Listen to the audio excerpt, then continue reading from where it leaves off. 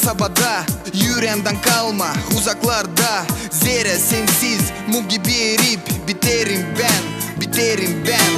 Akıllı ol, sevgi satın alınmaz. Eğer gidersen bugünler geri dönmez. Sonra pek pişman olacağım. Sevgim biz bir kuşun iki kanadıyız. Kalarsın kal Da başka hiç ayrılmayacağız. Kalarsın kal da Ayrılmayacağız. biz bir kuşun İki kanadıyız. Kalarsın kal Ayrılmayacağız. Kalarsın kal da Ayrılmayacağız.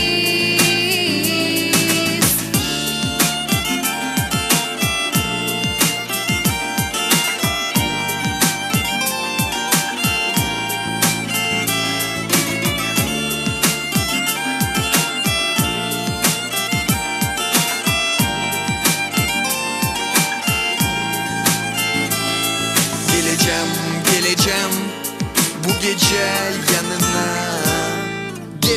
Geleceğim bu gece yanına. Ateşten gölmeyi geçireceğim sırtıma. Sabaha kadar kalarsak sen hem ben olacak pek sıcak. Geleceğim bu gece yanına. Geleceğim bu gece yanına.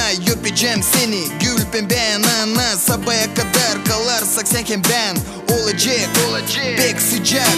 Olacak pek sıcak. Olacak pek sıcak. Pek sıcak. Sıcak.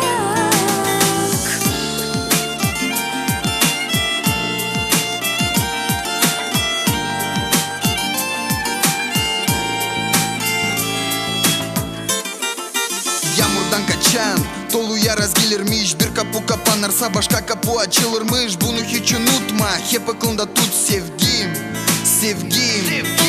Akıllı ol, sevgi satın alınmaz. Eğer gidersen bugünler geri dönmez. Yukarı pek uçma, düştün an acıdır sevgim.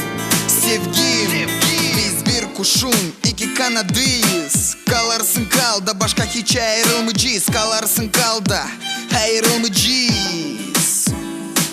Biz bir kuşun İki kanadıyız. Kalarsın kal Da başka hiç ayrılmayacağız. Kalarsın kal da Ayrılmayacağız. biz bir kuşun İki kanadıyız. Kalarsın kal Ayrılmayacağız. Kalarsın kal da Ayrılmayacağız.